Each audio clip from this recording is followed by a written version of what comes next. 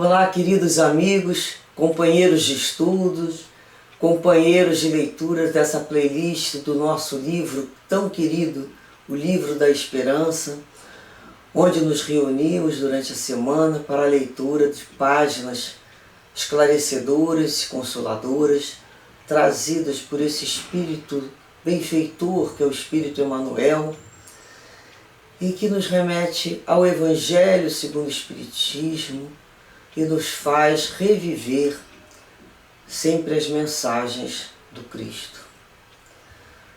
Somos gratos, agradecidos ao Pai por essa oportunidade dessa reencarnação. Agradecidos por já termos um pouco de entendimento, de discernimento para perceber esse tesouro em nossas vidas. É um alimento em que aos poucos vamos nos preenchendo, alimento espiritual, preenchendo-nos com o amor do Cristo. Pedimos sempre aos guias e benfeitores espirituais que nos conduzam sempre com seu amor, com seu carinho, com a sua proteção, pedindo por nós, por nossa casa, nossa família, pelos nossos amigos, por aqueles corações que precisam tanto, Senhor, de sentir um pouco dessa Tua paz. Envolva-os aos amigos queridos. Hoje iremos fazer a leitura da mensagem 86, que tem como título Pensamento Espírita, e Emmanuel nos traz de início o Evangelho de Mateus, na sua anotação, no capítulo 9, em que Jesus nos diz: a seara é realmente grande, mas poucos os ceifeiros. E depois Emmanuel nos diz: a justiça de Deus é como o sol, existe para todos, para o pobre como para o rico. E aí faz referência ao capítulo 26, o item 4.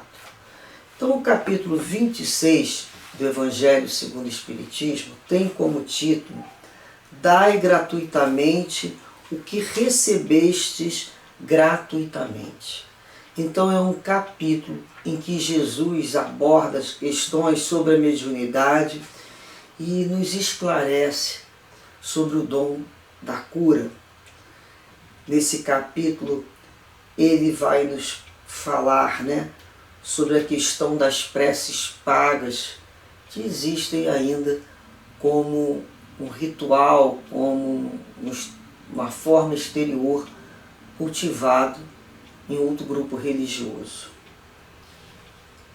E conta sobre aquela passagem de Jesus expulsando os mercadores do templo e trata da mediunidade. Bem,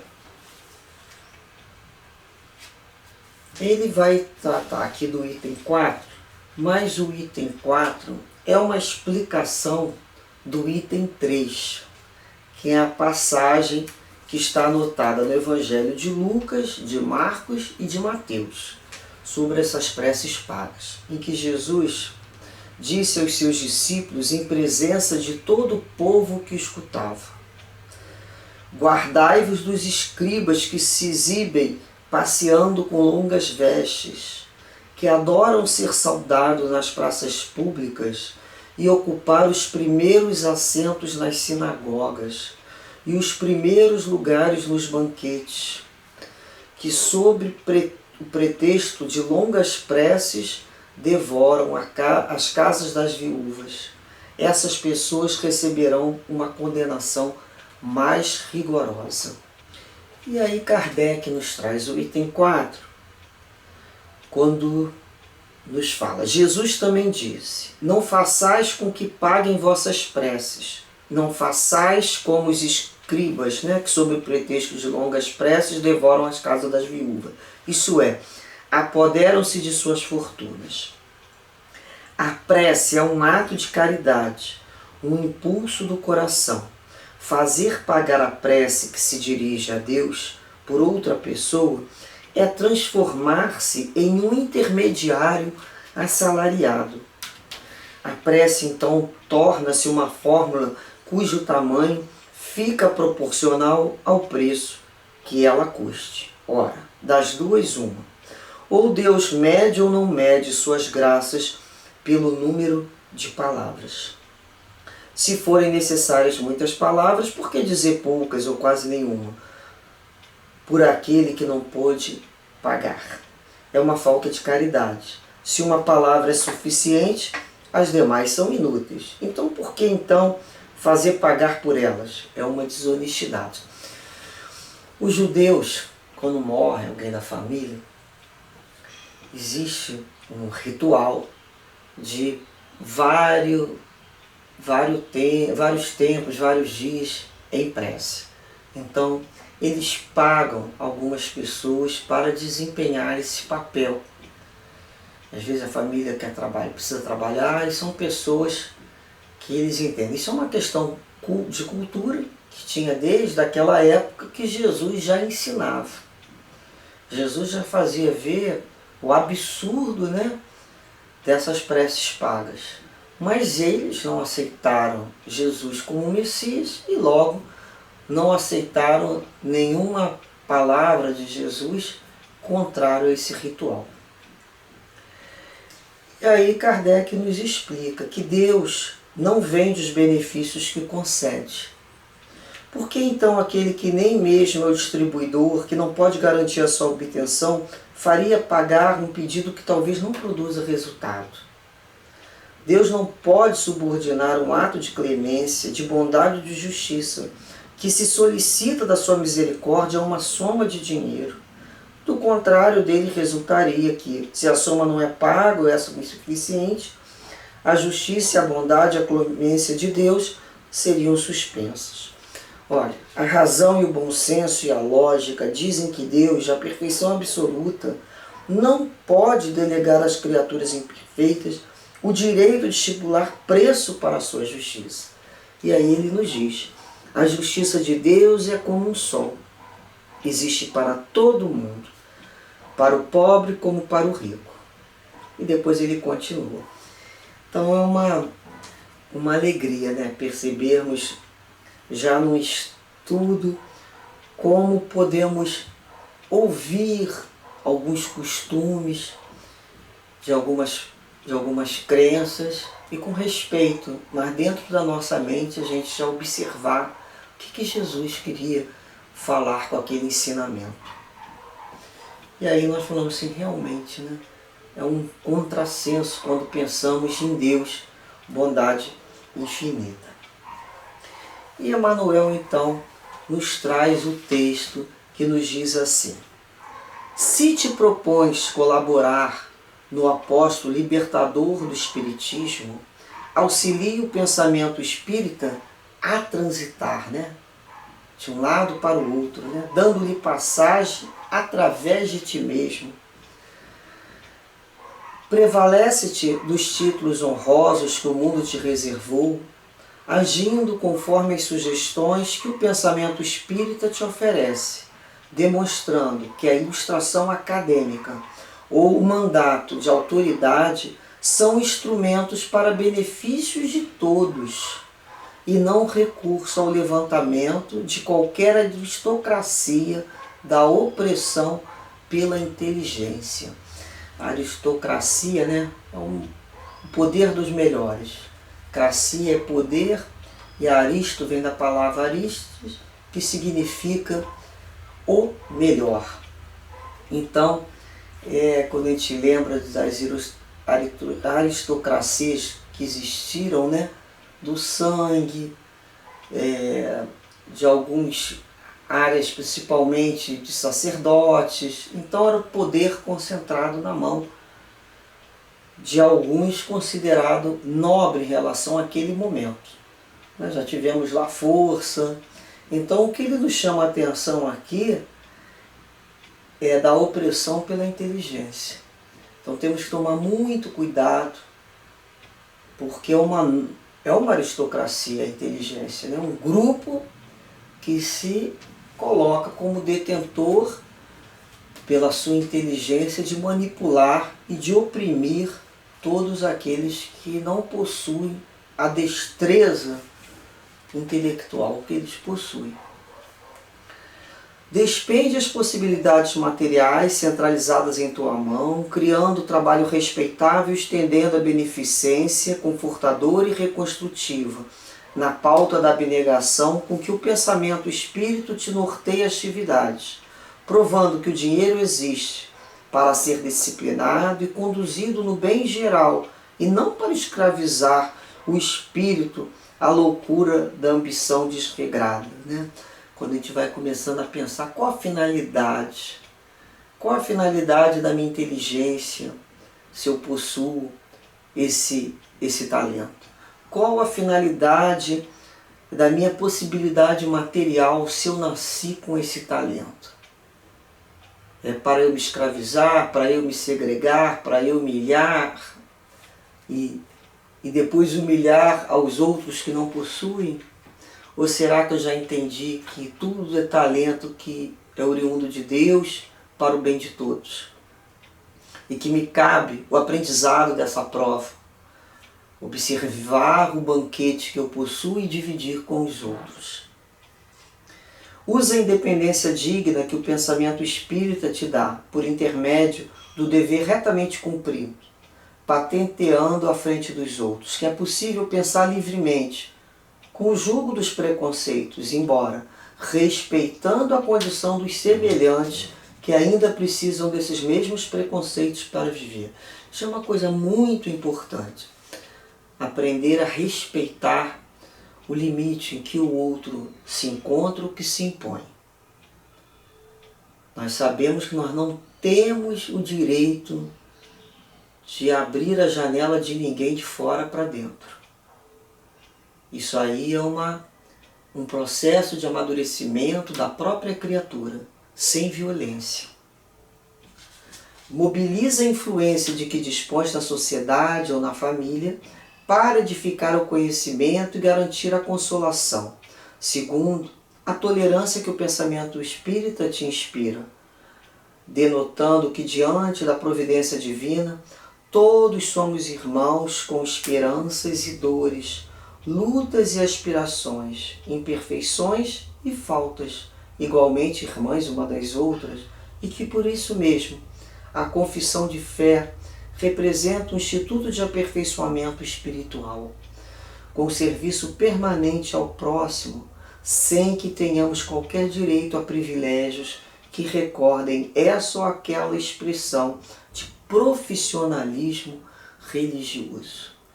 Então a gente começa a reparar como que nós, junto ao grupo, podemos levar esse nosso pensamento espírita através das nossas palavras, através dos nossos comportamentos, mas compreendendo que todos ainda somos espíritos sofredores, almas cansadas de sofrer e que todos desejam ser felizes, todos. E as nossas dificuldades são muito parecidas. Fala, escreve, age e trabalha quanto possível pela expansão do pensamento espírita.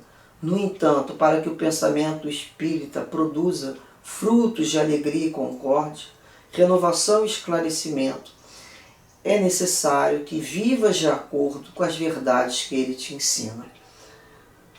Precisamos, para que isso produza mesmo os frutos desse trabalho, é necessário que a gente viva a nossa fé.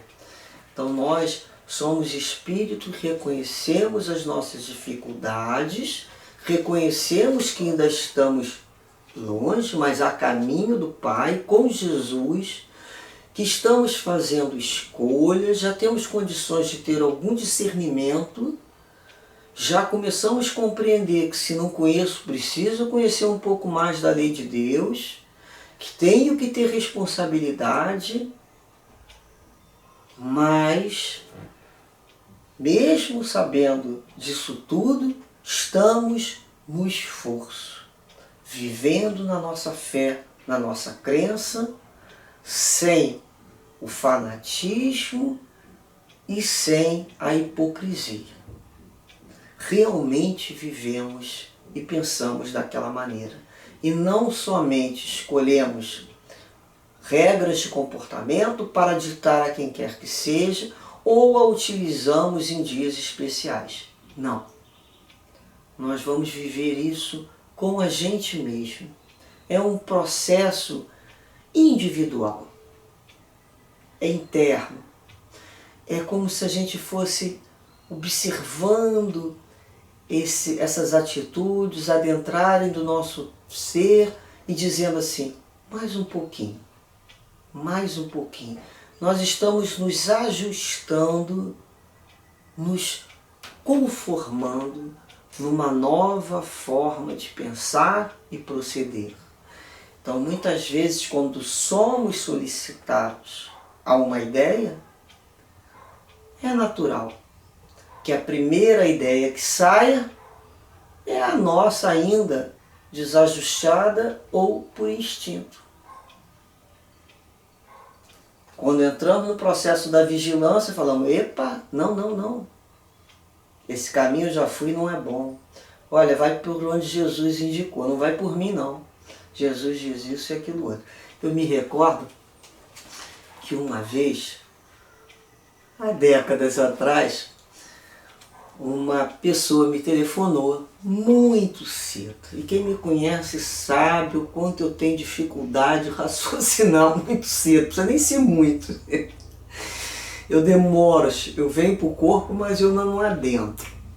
Então, a pessoa viveu uma situação durante a madrugada, no seu relacionamento, uma coisa complicada, e me ligou em desespero contando aquilo. E eu sou nada. Ela, o que eu faço? Eu sou nada, pá, faz isso. Daqui a pouco eu falei, não, peraí. peraí, não, peraí. Olha só, aí tipo, eu entrei no sistema e fui dar uma informação com responsabilidade. Olha a minha responsabilidade ali. Na hora eu soltei. O que eu soltei? O que eu tinha dentro de mim, do meu impulso, sem vigilância, é aquilo que eu era. Aquilo eu tinha que entrar no modo, quando a gente fala do manual, modo manual. Modo manual fala, peraí, deixa eu ver aqui, né? É como se a gente fosse fazer isso, mas já está tudo dentro da nossa cabeça. Não, peraí. A gente entra no modo manual e lembra o que Jesus falou. De tanto fazermos isso, reparem bem que não é hipocrisia. É quando a gente acredita que esse é o melhor. Se eu já tomei um remédio que me fez mal, da onde eu tirei ele da minha cachola e não funcionou, por que eu vou prescrever para uma outra pessoa? Se eu mesmo estou buscando o Evangelho e o remédio que Jesus me passou. Então aquela questão da responsabilidade. Não, peraí. Eu sou aquele aluno que foi reprovado. Peraí, não. Olha aqui o que diz. Então eu parei e falei. E de tanto fazermos isso, buscarmos falar daquilo que queremos sentir, aos poucos essa fala passa também a ser automatizada, como a outra instintiva também era. Isso é um processo natural, quando ela é sincera. Então eu não estava fazendo uma coisa e falando outra, não. Eu estava falando como eu falo hoje, do esforço que eu tenho para ser amanhã. Então nós temos que nos comprometer e nos ver no futuro. E termos responsabilidade por esse crescimento. Então, é quando a gente fala, estou vivendo dentro da minha fé. Estou abrindo mão das minhas ideias, dos meus pensamentos mesmo, de uma série da minha personalidade. Estou abrindo mão. De que personalidade? da personalidade truculenta, da personalidade ainda que é confusa, da personalidade insegura, da personalidade briguenta, que discute, da personalidade competitiva, orgulhosa. Olha quantos tipos de personalidade, quantas máscaras. Quando a gente fala personalidade, tem que compreender como significa essa palavra para cada um. Então, eu sou o resultado das minhas personalidades, sou o resultado como espírito imortal. E eu sou o resultado das minhas escolhas. Então, eu tenho o meu passado, eu tenho o meu presente com vistas ao futuro. Então, me interessa muito, sim, o que eu vou misturar do passado com o presente para plantar hoje, para colher lá na frente. Nós já conseguimos raciocinar e entender a lei de ação e reação. Então nós vamos nos modificando. E ele fala aqui, olha, a cada minuto surge alguém que te pede socorro para o frio da própria alma. Contudo, para que transmitas o calor do pensamento espírita, é imperioso estejas vibrando dentro dele. Diante da sombra não adianta ligar o fio na tomada, sem força e nem pedir luz à candeia morta. Então, não adianta que a gente não tenha um botãozinho, liga e desliga, e on e off, para dizer assim, agora eu estou no modo espírita, agora estou no modo cristão. Não, agora eu estou no modo completamente solto e sem responsabilidade. Isso não existe. Algumas pessoas acionam para aquele momento. Mas na realidade, isso não tem nenhum benefício, nem para ela, nem para ninguém. Porque isso aqui nós não estamos fazendo para o outro ver. Nós não temos essa obrigação de nos submetermos ao julgamento do outro, não. Quem me julga é Deus, quem me julga é minha própria consciência. Porque o outro é uma pessoa como eu. Então eu não tenho muito também essa questão. O que eu tenho com o outro é o entendimento da responsabilidade de tudo aquilo que eu plasmar na mente dele. Tudo aquilo que eu falar e ficar na mente dele. Porque aquela alma pode ser uma alma ainda impulsiva, uma alma pouco reflexiva, uma alma que gosta da gente a ponto de fazer o que ele está falando. Ah, mas é problema dele. Não, não é problema dele. Aí passa a ser problema nosso. A minha responsabilidade ali envolvida.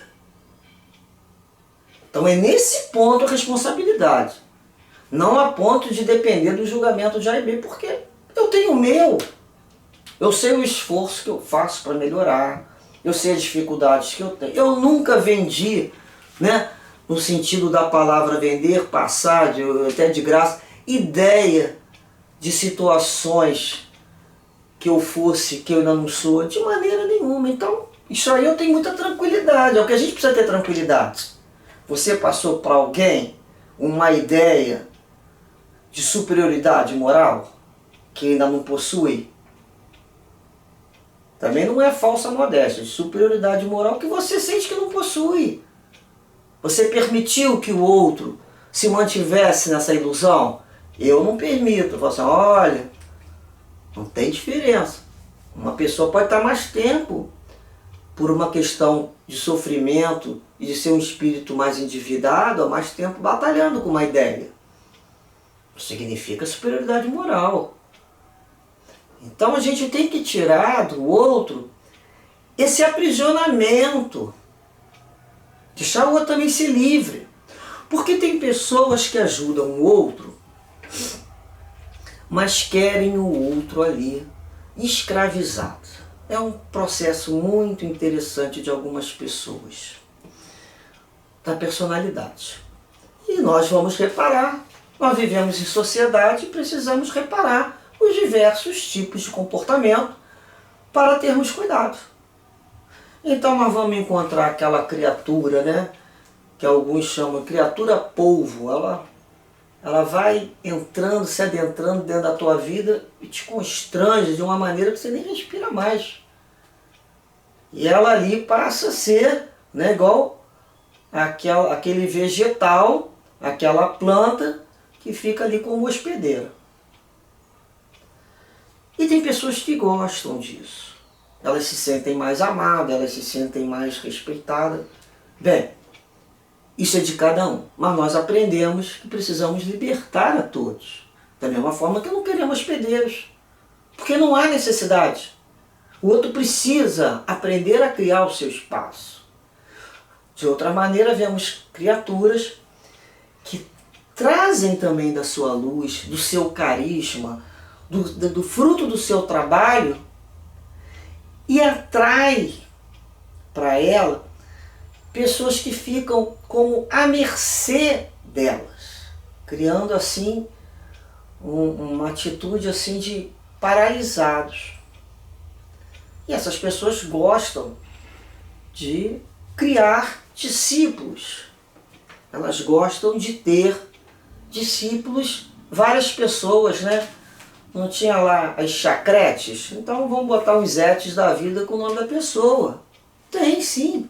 Mas por que aquela criatura gosta também daquele tipo de companhia? Reparem bem, nós aprendemos que temos um Deus. Nós sabemos que a pessoa, o espírito perfeito que reencarnou no planeta foi Jesus. Todos os outros, por mais elevados que sejam, são espíritos ainda no esforço para a sua perfeição. Muito à nossa frente. Que devemos todo o respeito. Mas esses espíritos não nos querem cativos, ou ali os adorando, ou então não posso discordar. De maneira nenhuma. Eles não fazem esse tipo de... não participam desse tipo de aristocracia. É isso que nós temos que aprender. A abandonar esses comportamentos trazidos de outras reencarnações, criados por outros grupos religiosos. Então, nós somos Jesus. Não podemos ter a pretensão de consolar, mas podemos, no esforço, falar: vamos juntos buscar Jesus, que Jesus sim é um amigo incondicional. Você nunca vai se frustrar com ele. Já comigo, você vai se frustrar sim. Não precisa nem esperar muito tempo. Porque é da vida. Então, nós começamos a nos colocar no nosso lugar. Que bom que já podemos falar coisas boas, entusiasmar outros corações, incentivar outros aos trabalhos, a um comportamento melhor. Olha como isso é positivo. Mas um cego guiando outros, todos vão cair no abismo. Então é a responsabilidade até onde você acha que pode levar o outro. Porque nosso compromisso é de encaminhar os outros para Jesus, para Deus. Esse é o objetivo, esse encaminhamento para o Mestre, que vai nos conduzir todos ao Pai. Reparem como é diferente quando a gente tem esse entendimento.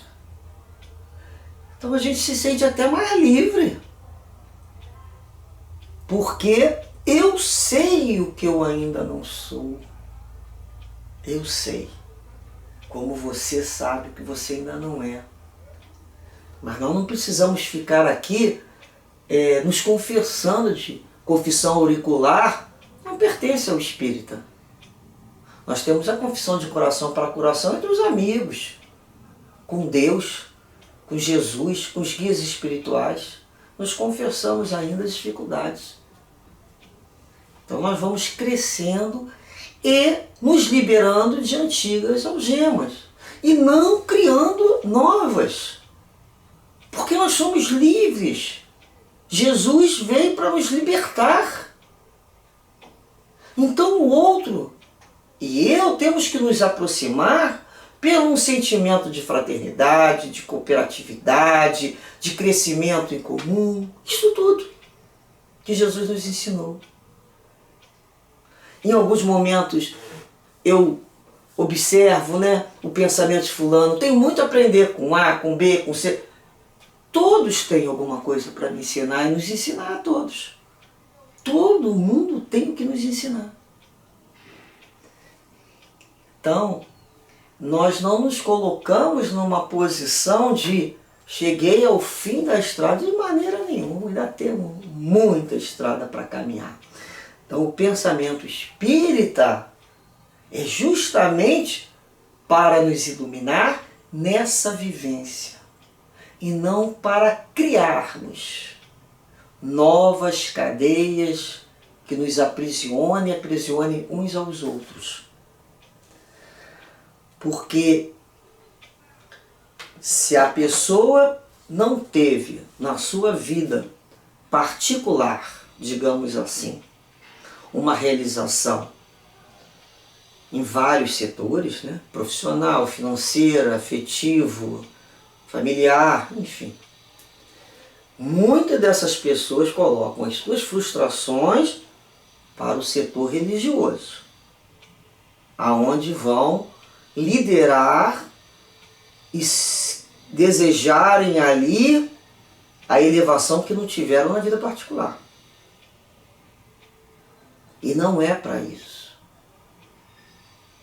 O Espiritismo não é para essa situação. Ali nós nos colocamos como amigos, como almas que desejam o bem do outro. Desejamos que todos cresçam e trabalhamos para que todos possam trabalhar melhor. Esse tem que ser o pensamento maior, o pensamento de conjunto entre nós, que nos liga e não que nos separem. Que possamos pensar e refletir sempre um pouco mais sobre esse tema. Que Deus nos abençoe, hoje e sempre, com a vontade e com a firmeza de fazermos parte do trabalho do Cristo, em nome do Cristo. Graças a Deus.